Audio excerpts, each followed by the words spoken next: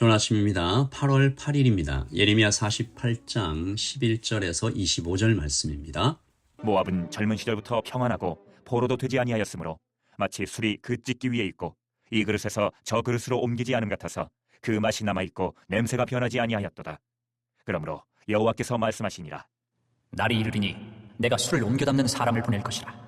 그들이 기울여서 그 그릇을 비게 하고 그 병들을 부수리니 이스라엘 집이 베델을 의뢰함으로 수치를 당한 것 같이 모압이 그 못으로 말미암아 수치를 당하리로다. 너희가 어찌하여 말하기를 우리는 용사요 능란한 전사라 하느냐. 만군의 여호와라 일컫는 왕께서 이와 같이 말하노라. 모압이 황폐하였도다. 그 성읍들은 사라졌고 그 선택받은 장정들은 내려가서 죽임을 당하니 모압의 재난이 가까웠고 그 고난이 속히 닥치리로다. 그의 사면에 있는 모든 자여, 그의 이름을 아는 모든 자여, 그를 위로하며 말하기를 어찌하여 강한 막대기 아름다운 지팡이가 부러졌는고 할지니라. 디본에 사는 딸아, 내 영화에서 내려와 메마른 데 앉으라. 모압을 파멸하는 자가 올라와서 너를 쳐서 내 요새를 깨뜨렸음이로다. 아로엘에 사는 여인이여, 길 곁에 서서 지키며 도망하는 자와 피하는 자에게 무슨 일이 생겼는지 물을지어다. 모압이 패하여 수치를 받나니 너희는 울면서 부르짖으며 아르논가에서 이르기를 모압이 황폐하였다 할지어다.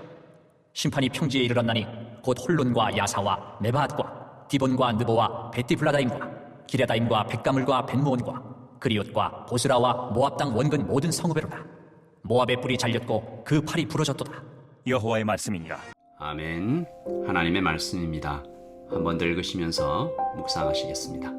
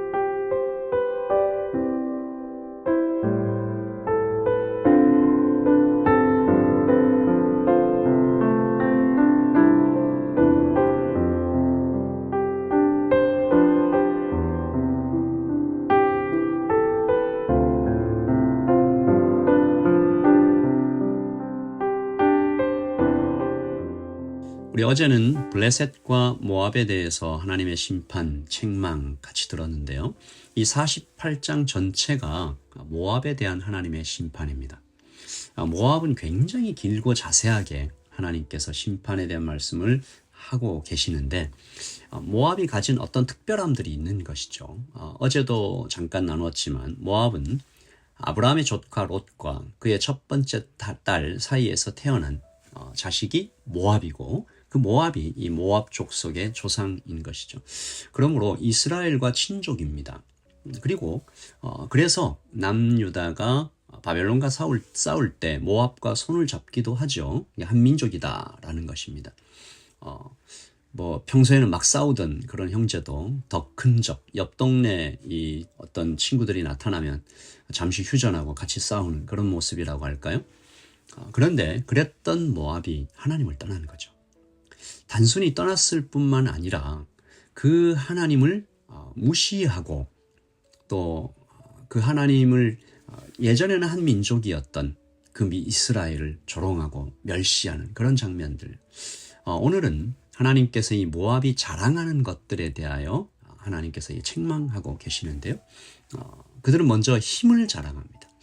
나한테 이 정도 군사력이 있으니 우리는 걱정 없다. 14절입니다. 너희가 어찌하여 말하기를 우리는 용사요 능란한 전사라 하느냐. 군사력이 있다라는 거죠. 또 역사적으로 살펴보니까 이 모압 이 백성들이 모압이라는 나라가 굉장히 튼튼한 성벽을 가지고 있었다고 합니다.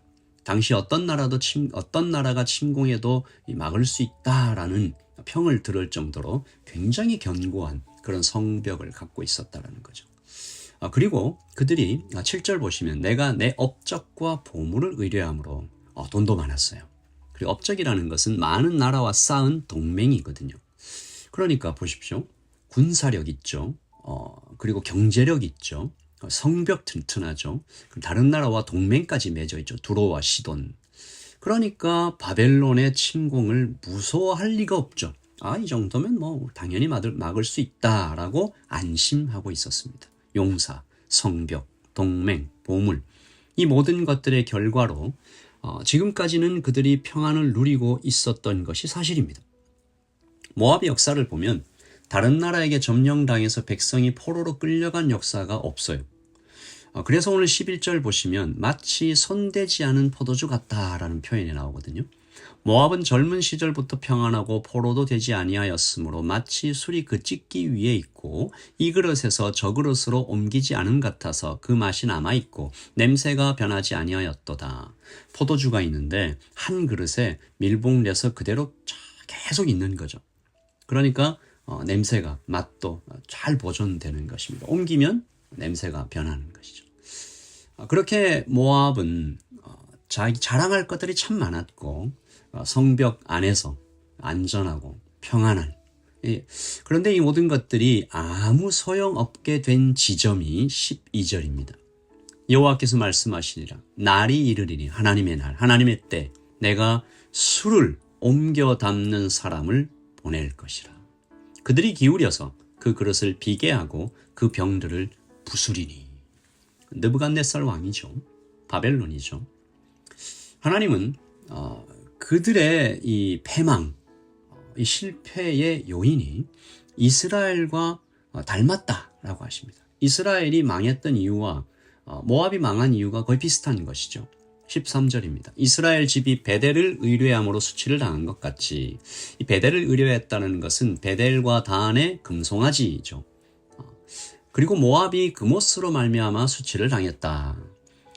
이스라엘이 금송아지 섬긴 그 우상 숭배가 모압이 그모스 신을 섬기는 것과 비슷하다라는 것이죠. 여러분, 그모스 신은 처음 들어보실 텐데 이 몰렉이라는 이름은 들어보셨죠? 그모스와 몰렉이 같은 이름입니다.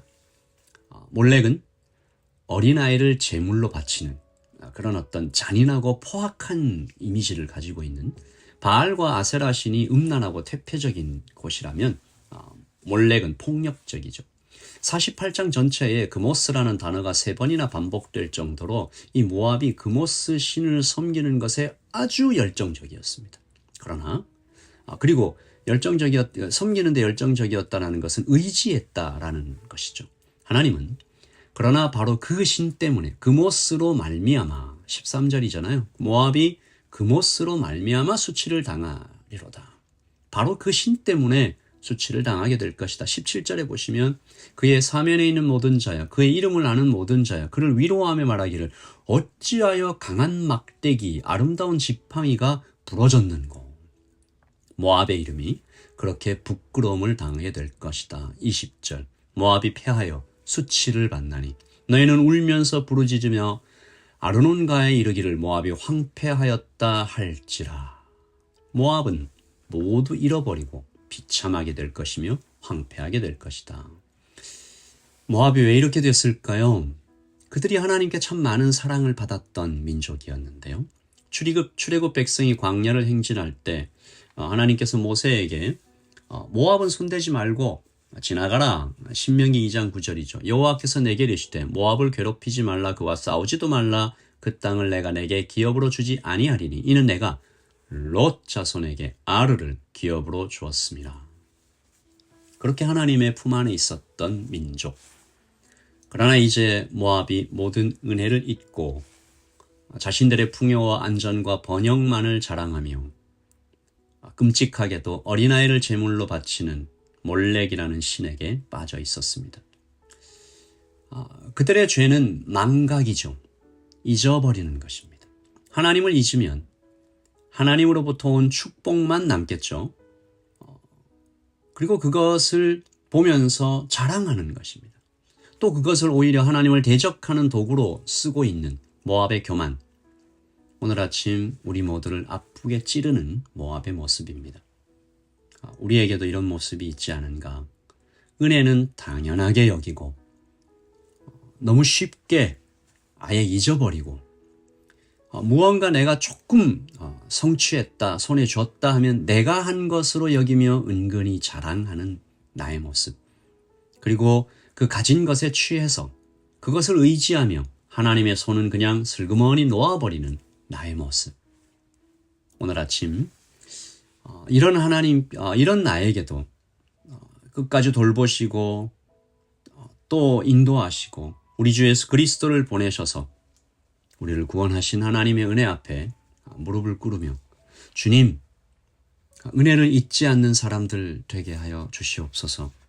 하나님, 내가 의지하는 그것으로 내가 수치 당할 것을 보여주시니 감사합니다. 하나님, 모압의 길로 가지 않도록 하나님 우리를 불쌍히 여겨 주시옵소서. 우리 같이 기도하겠습니다. 하나님 아버지,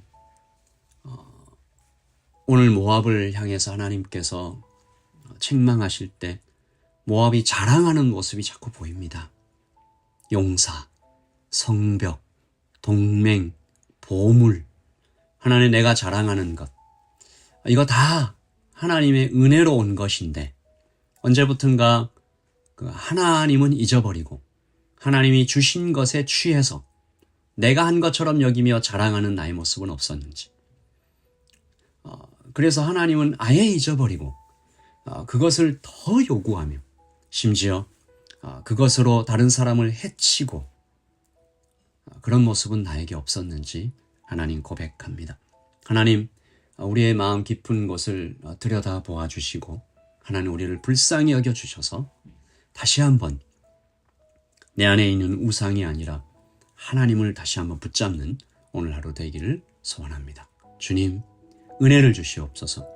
주님의 은혜가 아니면 우리의 어떤 아버지 하나님을 향한 믿음도 가능하지 않음을 하나님 고백합니다. 주님, 우리를 불쌍히 여겨주시고 오늘 하루 주님을 붙잡고 나아갈 수 있도록 함께하여 주시옵소서. 예수 그리스도의 이름으로 기도합니다. 아멘. 여러분, 자랑하지 않는, 그리고 교만하지 않는, 잊어버리지 않는 오늘이 되기를 소원합니다. 주님 안에서 평안하십시오. 샬롬.